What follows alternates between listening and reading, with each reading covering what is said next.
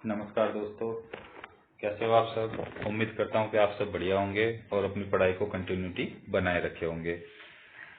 Video आने में थोड़ी देरी हुई, उसके लिए क्षमा मांगता हूँ, लेकिन अब आपको आश्वस्त करता हूँ कि अब आगे वीडियो कंटिन्यू यूट्यूब चैनल पर अपलोड होती रहेगी और आपको स्टडी मटेरियल जो होगा वो टेलीग्राम चैनल पर मिलता रहेगा।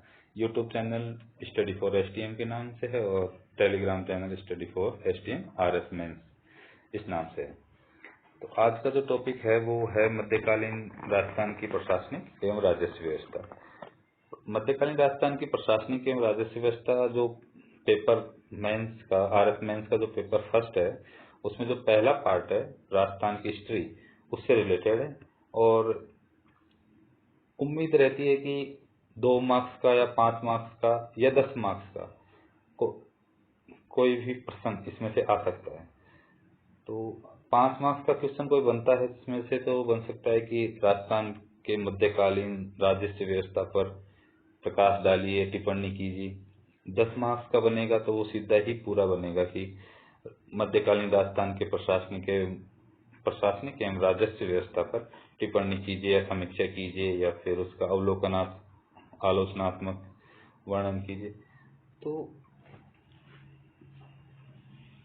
और अगर 2 मार्क्स का बनेगा तो उसमें जो राजस्व व्यवस्था में जो कर वगैरह लगाए जाते थे राजा महाराजाओं द्वारा, तो उससे रिलेटेड कोई भी, जैसे कि जादम कर क्या होता था, तलवार बंधाई क्या है, अपने चवरी कर क्या है, तो इससे रिलेटेड 2 मार्क्स क्वेश्चन जो 15 वर्ड्स में आपको लिखने होते हैं, उसमें से यही बनने की पूरी संभावना होती है। जो आज का टॉपिक है वो इसी से रिलेटेड है कि मध्यकालीन राजस्थान में प्रशासनिक एवं राजस्व व्यवस्था कैसी थी। तो शुरू करते हैं अपना टॉपिक। मध्यकालीन राजस्थान मतलब modern history east India company का राजस्थान में आगमन से पहले का काल कैसा था। तो इसमें क्या था कि राजस्थान में राजाओं का शासन था।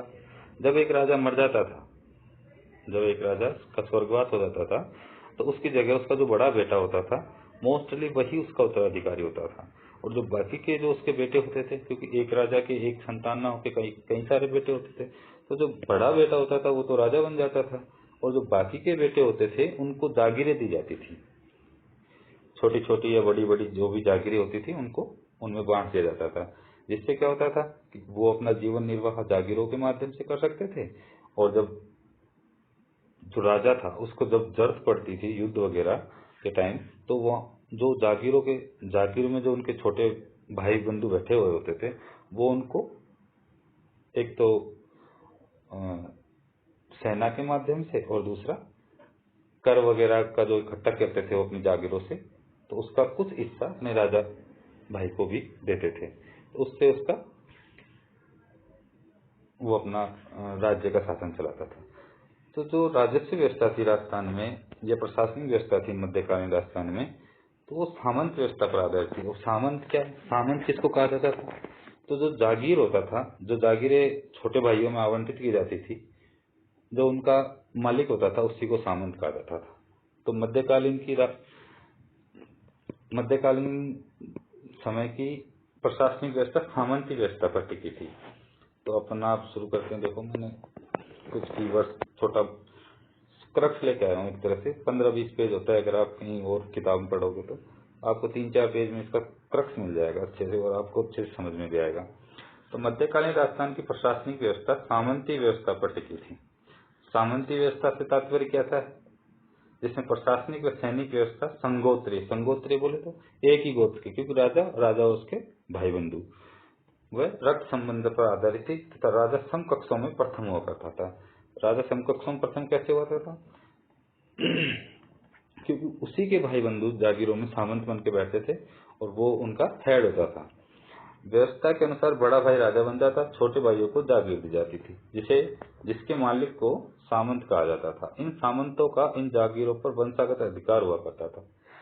जो जागीर थी उन पर जो सामंत होते थे, सामंत के बाद सामंत के भी जो राजा का छोटा भाई है उसके भी संतान उत्पत्ति होगी। जब संतान उत्पत्ति होगी तो वहां पर भी फिर वो वंशागत रूप से चलती रहती थी।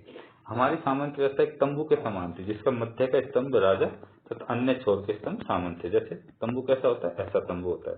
तो जो ये है, ये राजा है, और बाकी के ये जो इसके बाकी के पिल्लर हैं वो सामंत है, उसके भाई बंधु है। तो सामंतों द्वारा राज्य को दिए जाने वाले कर। अब देखो, सामंतों को जागीरें आवंटित कर दी। अब जागीर आवंटित कर दी तो सामंत क्या करेंगे, जो अपनी जागीर है उसमें से जनता से कोई भी कर इकट्ठा कर वसूल करेंगे, तो उसका कुछ हिस्सा अपने जीवन निर्वाह के लिए और अपने जागीर के प्रशासनिक संचालन के लिए रख लेंगे, और उसका कुछ हिस्सा राजा को भेज देंगे। तो सामंतों द्वारा राज्य को दिए जाने वाले दो कर थे। रेख। रेख क्या होता था? रेख होता था कि जब जागीर आवंटित की जाती थी तो उनको एक पट्टा जारी कर दिया जाता था। तो वो एक तरह से राज्य को दिए जाने वाला कर था। रेख भू राजस्व था। जिस जमीन का पट्टा जारी किया जाता है, वैसे ही उस जागीर का पट्टा जारी कर दिया जाता था कि भाई तुम ऐसा है, ये तुम्हारे जागीर है, इसका ये पट्टा है, और इसकी अनुमानित है कि इसमें से 2 करोड़ रुपए का राजस्व, भू राजस्व आप हमको इकट्ठा करके दोगे। तो जो अनुमानित था वो था पट्टा रेख। और एक्चुअली जैसे कभी कोई कॉन्ट्रैक्ट होता है, किसी का ठेका खुलता है कि भाई यहाँ पे 2 करोड़ का बजट है, कि भाई 2 करोड़ यहाँ से आप साल भर में इकट्ठा कर सकते हो, वो तो अनुमानित है। लेकिन 2 करोड़ हुआ नहीं, सपोज करो कि वहां से 1.5 करोड़ ही हो, तो वो 1.5 करोड़ है, वो है भरतू रेख, जो राजा को वास्तविक रूप से मिलता था। भू राजस्व से जो कर इकट्ठा करता था, जो वास्तविक रूप से कर इकट्ठा होता था, वो थी भरतू रेख। और जो अनुमानित था, जो पट्टे आवंटित करते समय दिया जाता था, वो था पट्टा रेख। अब चाकरी। चाकरी क्या था? चाकरी युद्ध के समय, युद्ध व शांति के समय दी जाने वाली सेवा थी। युद्ध व शांति के समय दी जाने। चाकरी अपन बोलते हैं कि ये तो मेरा चाकर है, नौकर चाकर। तो वैसे युद्ध व शांति के समय, युद्ध के समय भी और शांति के समय भी दी जाने वाली, सामंतों के द्वारा अपने राजा भाई को दी जाने वाली सेवा थी। जैसलमेर एकमात्र राज्य ऐसा था जिसमें चाकरी के बदले में धन मिलता था।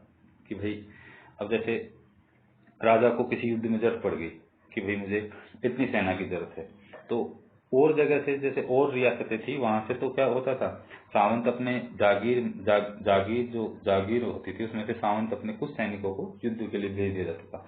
और उसको हरावल सिस्टम क्या था? हरावल क्या था कि जो राजा की युद्ध होता था, जो राजा युद्ध में जो प्रथम श्रेणी के जो सैनिक होते थे, जो फ्रंट में चलते थे, उनको हरावल कहा जाता था। और जो सब, क्योंकि वो सबके अंतर संबंधित होते थे, संगोत्री होते थे और रक्त संबंध होता था उनके, तो ये एक तरह से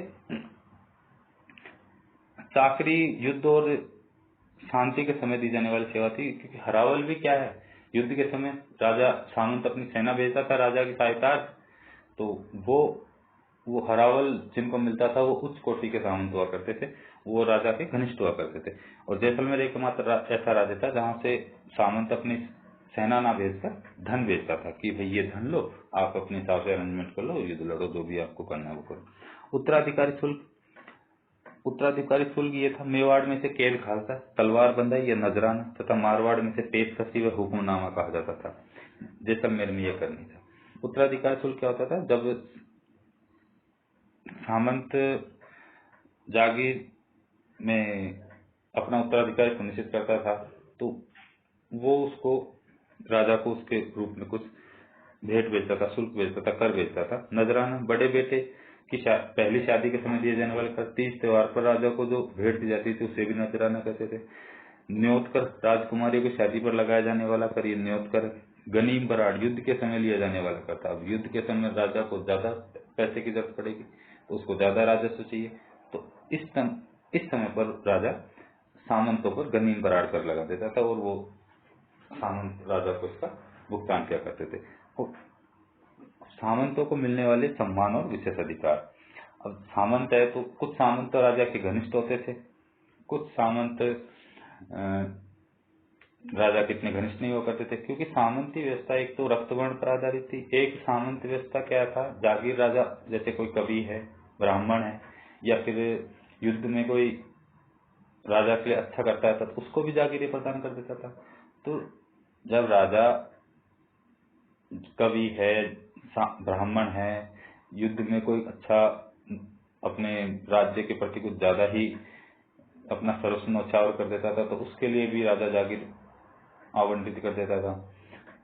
तो उसको जो सम्मान राजा के दरबार में मिलता था, तो उनमें क्या था? ताजीम। पहला है ताजीम। ताजीम है सामंत के दरबार में हाजिर होने पर राजा खड़े होकर उसका अभिवादन करता था। ताजीम दो प्रकार की होती थी, एक थी इकेवड़ी, एक थी दोवड़ी। इकेवड़ी का मतलब होता था जब कोई सामंत राजा के दरबार में आएगा तो राजा उसके आने पर खड़ा होगा और उसका अभिवादन करेगा, और दोवड़ी था कि राजा सामंत के आने पर भी खड़ा होगा और जब वो जाएगा तब भी उसका खड़े होकर सम्मान अभिवादन करेगा। बहाव पसाव दूसरी है। बहाव पसाव, बहाव पसाव क्या होता था? सामंत दरबार में जब आता था तो राजा के घुटनों से अपनी तलवार छूता और राजा उसकी पीठ थपथपाता था। तीसरा है हाथ पूरब। हाथ पूरब क्या था? राजा सामंत के कंधे पर अपना हाथ रखकर हाथ को हृदय के पास लगा लेता था। कई बार अपन मूवियों में भी देखते हैं ये सिस्टम, अपन को जो ऐसा कुछ मूवी टाइप होती है राजा महाराजों से रिलेटेड, तो उसमें भी आपको ये देखने को मिल सकता है। जागीरों के प्रकार, ये क्वेश्चन इंपॉर्टेंट है, ये पूछा जाता है। जागीरों के प्रकार, जागीरों के प्रकार देखो, सामंत जागीर, हुकूमत जागीर, भूम जागीर। सामंत जागीर जो सामंतों को दी जाती थी, हुकूमत जागीर कर्मचारी को वेतन के बदले, वंशागत नहीं होती थी, कर्मचारी को वेतन के बदले जागीर दी जाती थी। जैसे कोई कर्मचारी आ रहा है राजा की सेवा में, तो उसको जागीर दी जाती थी, लेकिन उसको उसके लिए वेतन नहीं दिया जाता था फिर राजा की सेवा करने के लिए। तो ये भूम जागीर। भूम जागीर क्या था? राज्य के सेवा में बलिदान होने वाले सैनिकों की जागीर है। तो मैंने बताया आपको सामंतों को मिलने वाले सम्मान कौन कौन से थे। एक तो सामंत के राजा के भाई बंधु होते थे, वो भी सामंत होते थे। कोई कर्मचारी, वो भी उसको भी जागीर अलॉट कर दी तो वो भी एक तरह से सामंत हो गए। एक राज्य के सेवा में बलिदान होने वाले सैनिकों को भी जागीरें मिल जाती थी। लेकिन जो भूम जागीर होती थी वो वंशानुगत भी होती थी और अवंशानुगत भी होती थी, दोनों प्रकार की होती थी। एक होता है शासन जागीर। शासन जागीर क्या थी? मंदिर, मस्जिद, समाधि, चारण सभी ब्राह्मणों को दी जाने वाली कर मुक्त जागीरें, माफी जागीर भी कहा जाता है इनको। क्या कहा जाता है? माफी जागीर, शासन जागीर। अब बात आती है सामंतों की श्रेणियां कितनी थी। सामंतों की श्रेणियां, तो सामंतों की श्रेणियां देखो अलग अलग जगह पे थी। मेवाड़ में अलग है, मारवाड़ में अलग है, अपने कोटा जो है वहां पे अलग है, बीकानेर में अलग है, जैसलमेर में अलग है, और अपने जयपुर के शासकों की सामंतों की श्रेणियां अलग अलग है। तो इसमें ज्यादातर मेवाड़ और मारवाड़ की पूछी जाती है मोस्टली। तो मेवाड़ में 3 श्रेणियां थी। प्रथम श्रेणी, प्रथम श्रेणी कौन सी थी? प्रथम श्रेणी थी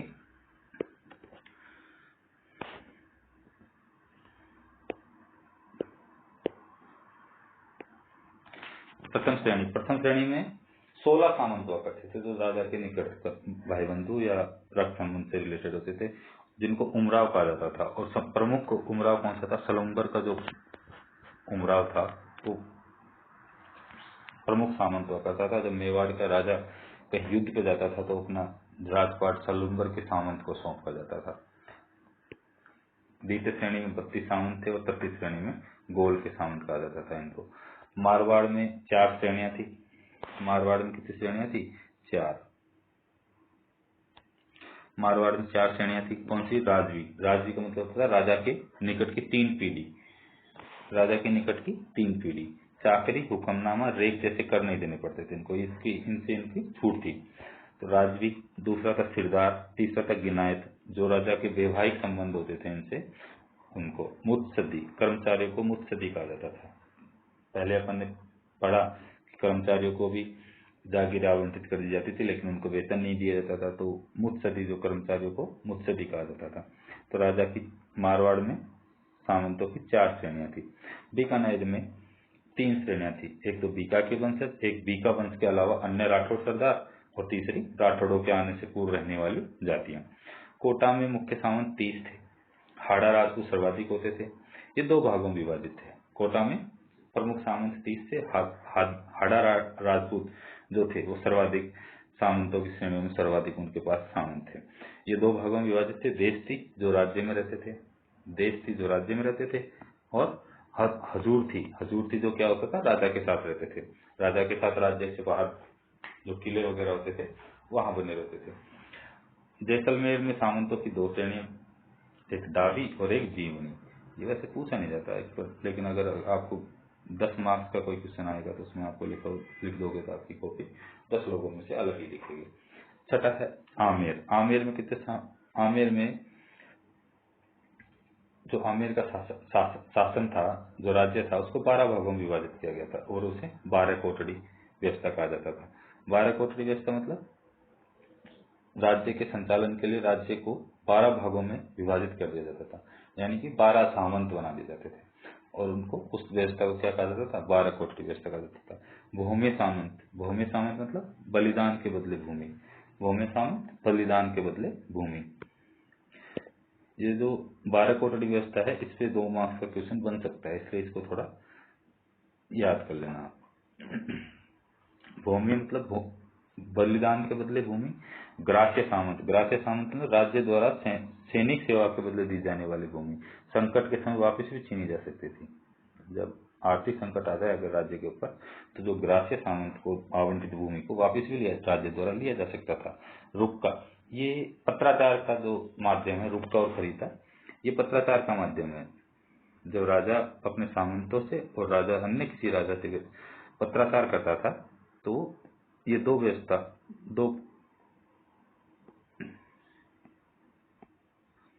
रुक्का क्या था, राजा द्वारा सामंतों को लिखा जाने वाला पत्र या राजा द्वारा सामंतों के मध्य किया गया पत्राचार, रुक्का कहलाता था। खरीदा क्या था, खरीदा है राजा द्वारा अन्य राजाओं को पत्र, जैसे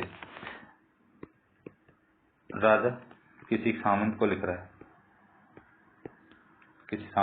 है, तो वो हो गया रुक्का। और राजा अगर किसी राजा को लिख रहा है तो वो हो गया खरीदा। रुक्का और खरीदा क्या है।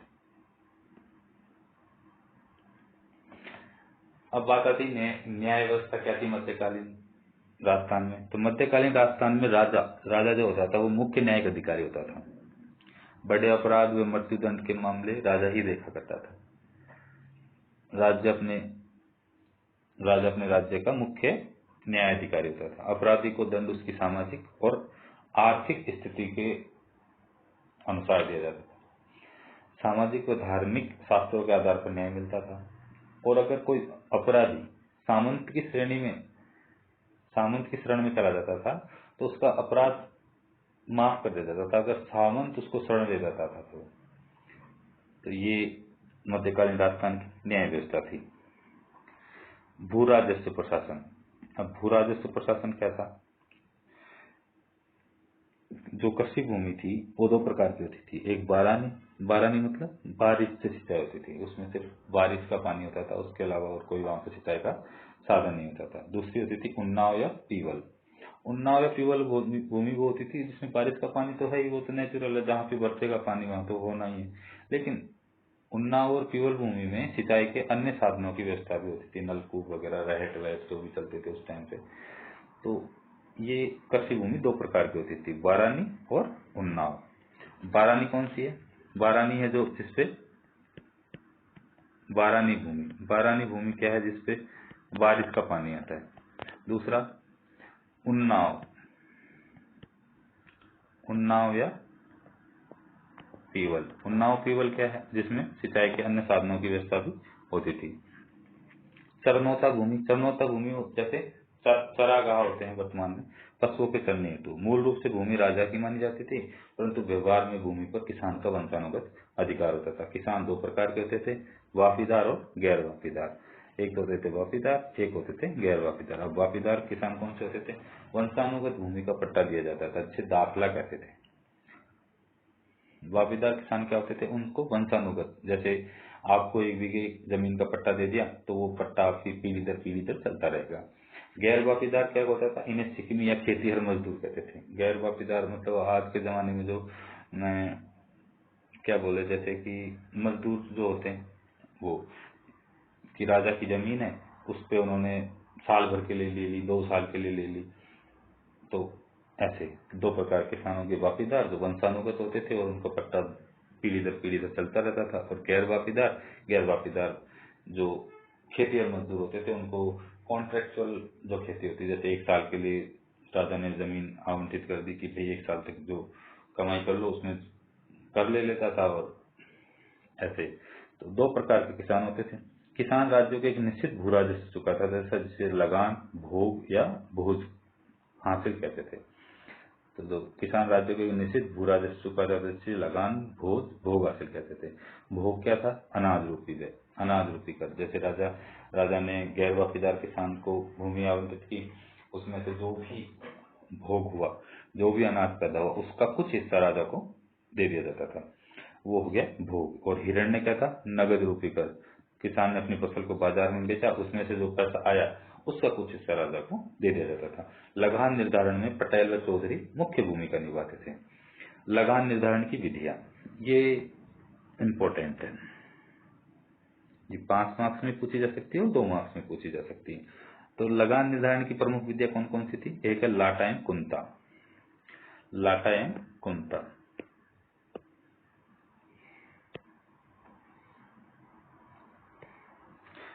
एवं कुंता क्या है? राज्य के कर्मचारी के देखरेख फसल काटने के बाद लिया जाने वाला राजस्व। राज्य के कर्मचारी के द्वारा लाटा एवं कुंता, राज्य के कर्मचारी के देखरेख में फसल कटने के बाद लिया जाने वाला भू राजस्व, या राज्य का अधिकारी क्या कहलाता था? तफेदार। राज्य का अधिकारी था जिसकी देखरेख में फसल कटने के बाद भू राजस्व लिया जाता था, उसको क्या कहते थे? तफेदार। एक होती थी मुकाता क्या होता था? भू राजस्व का एक मुश्त निर्धारण कर दिया जाता था। जैसे फसल कटी नहीं है, खेतों में खड़ी है, उससे पहले ही एक मुश्त निर्धारण कर दिया जाता है कि 10 बोरी अनुमान लगा लिया कि 10 बोरी इसमें फसल होनी है, उसमें से 2 बोरी राजा को देनी है। अब उसमें किसान के 8 हो, 6 हो, 5 हो, वो तो इसमें किसान का घाटा था। डोरी क्या था? भूमि नापक भू राजस्व निर्धारण था। घुघरी, जितना बीज दिया जाता था उतना ही कर रूपी वापस लिया जाता था। बिघोड़ी का होता था बीघे के आकार पर कर। जैसे 1 बीघे में से 1/4 हिस्सा राजा का होता था, जो भी राजा निर्धारण करते, तो ऐसे बिघोड़ी उसको कहा जाता था कि बीघे के आकार पर कर। घुघरी। अगर लगान निर्धारण की विधि का क्वेश्चन आता है तो उसमें आप लाटा एवं कुंता, घुघरी और बिघोड़ी, ये 3 तो आपको मुख्य रूप से याद होने ही चाहिए, तब आपका एक उत्तर सफिशिएंट उत्तर माना जाएगा। उसके बाद गांव को मौजा कहा जाता था, तो इसका मुख्य अधिकारी पटवारी होता था। पटवारी जो आज के जमाने में अपने खेतों के नक्शे वगैरह बनाते हैं, उस टाइम पे भी उसी का कुछ ऐसा ही काम होता होगा। गांव के समूह को तपो कहा जाता था। अन्य कर क्या थे? जाजम कर क्या था? भूमि के विक्रय पर कर। दान कर, राज्य के माल एक राज्य से दूसरे राज्य में जाकर बेचने पर लगने वाला कर। राज्य का जो माल था तो दूसरे राज्य में जाता था और वहां बिकता था, तो उस पर जो लगने वाला कर था उसको क्या कहा जाता था? दान कर। सायर कर होता है पारगमन शुल्क। जैसे किसी राजा के राज्य से होकर किसी दूसरे राजा के राज्य का सामान गुजरता था, तो उस पर जो शुल्क लिया जाता था उसको बोला जाता था पारगमन कर। सिंगोटी होता था। सींग से समझ जाओ, सिंगोटी के सींग किस कहते हैं? पशुओं के। और जो पशुओं के विक्रय पर लगने वाला कर था वो सिंगोटी कर था। तो ये थी मध्यकालीन राजस्थान के प्रशासनिक एवं भू राजस्व व्यवस्था। इसमें अपन ने न्याय व्यवस्था भी पढ़ी, भू राजस्व व्यवस्था भी पढ़ी और प्रशासनिक व्यवस्था भी पढ़ी। प्रशासन मुख्य रूप से राजा और उसके रक्त संबंध से संबंधित जो जागीरों में सामंत बैठे होते थे वो उसकी प्रशासनिक व्यवस्था संभालते थे, और उनके द्वारा जो जागीरों में कर लगाए जाते थे और उनका कुछ हिस्सा राजा को सपुर्द किया जाता था, उससे उनका भू राजस्व होता था। तो ये आज का मुख्य टॉपिक था। अगला टॉपिक मैं जल्द ही रिकॉर्ड करके यूट्यूब पे अपलोड करने की कोशिश करूंगा। तो thank you for watching this video, और अगर आपने इस चैनल को सब्सक्राइब नहीं किया है तो सब्सक्राइब कर लीजिए, बेल आइकन पर क्लिक कर लीजिए। इस टॉपिक की जो पीडीएफ है, ओरिजिनल पीडीएफ, वो मैं अपने टेलीग्राम चैनल पर शेयर कर दूंगा। वहाँ से आप उसको डाउनलोड कर सकते हैं, उसका प्रिंट निकलवा सकते हैं, या फिर उसको अपने ही पढ़ के मोबाइल में अपने पेन से अपनी कॉपी में अपनी आप रजिस्टर में नोट डाउन कर सकते हैं। और अपनी जो बुक है उसको प्रिंट निकालने से बढ़िया अगर आप उसको पढ़ते हैं, उसके जो की पॉइंट्स है उनको अगर आप खुद नोट डाउन करते हैं अपने रजिस्टर में, तो वो आपके लिए ज़्यादा बेनिफिशियल होगा, ना कि प्रिंट निकाल के फिर उसको पढ़ने से। तो जैसा आपको सूटेबल लगे वैसा आप कर सकते हैं। टेलीग्राम का लिंक है